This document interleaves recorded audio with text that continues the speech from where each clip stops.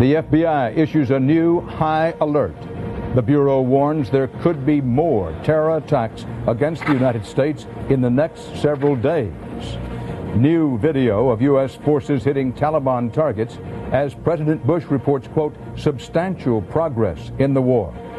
How did anthrax wind up in this building? Investigators follow a trail of microscopic clues.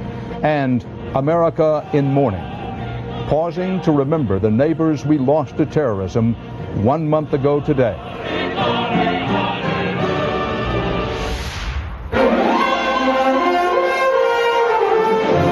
This is the CBS Evening News with Dan Rather reporting from CBS News headquarters in New York. Good evening. The FBI late today suddenly put out a new warning. There may be more terrorist attacks on Americans at home and or abroad very soon in the next few days. Police across the country have been told to be on, quote, the highest state of alert. What the American people are to do with and about this warning has not been addressed so far in any substantial way.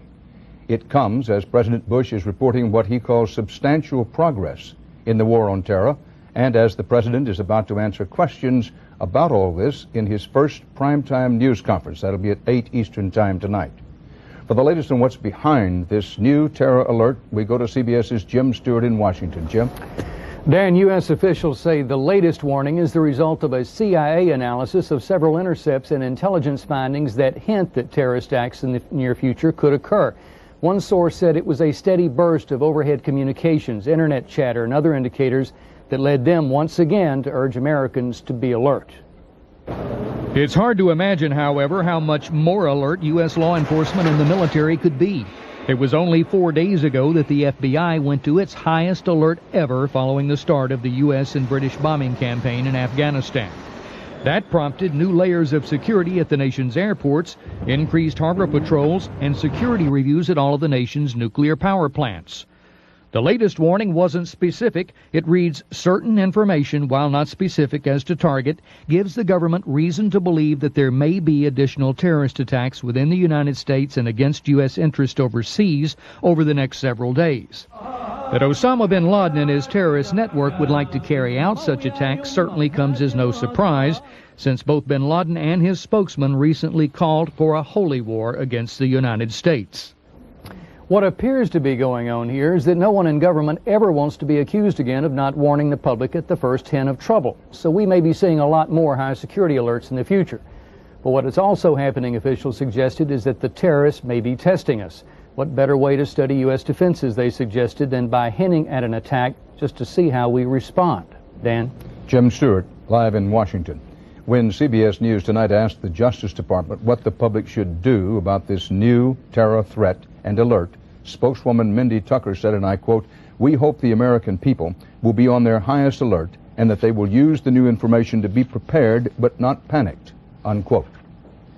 This latest security alert is certain to come up tonight at President Bush's news conference. CBS's John Roberts is at the White House. John? Dan, White House officials said today this latest warning is another reminder that unlike any previous war, the nation has to get used to the idea that mainland America is now vulnerable to reprisal attacks. The president has repeatedly advised Americans to be cautious. At the same time, he has urged them to go about their lives. Speaking today in the cabinet room, the president said the administration is aggressively attempting to get to the bottom of the September 11th attacks and identify any future terrorist threat. We've interrogated over 600 people that may have been involved with the bombings, as well as spending a great deal of time analyzing information that could lead to the disruption of any potential attack on America. Though he did not attend today's cabinet meeting, Vice President Dick Cheney was back at the White House for the first time since bombs began dropping on Afghanistan. Cheney had been kept separated from the president for security reasons, but is now expected to resume working at the White House. The president today also announced progress in the effort to stem the flow of money to al-Qaeda and the Taliban. Some $24 million has been seized. 62 countries now taking part in that campaign, though the administration has yet to receive a full commitment from Saudi Arabia. Dan? Live from the White House grounds, John Roberts. CBS News will bring you live coverage of the President's news conference tonight beginning at 8, 7 Central.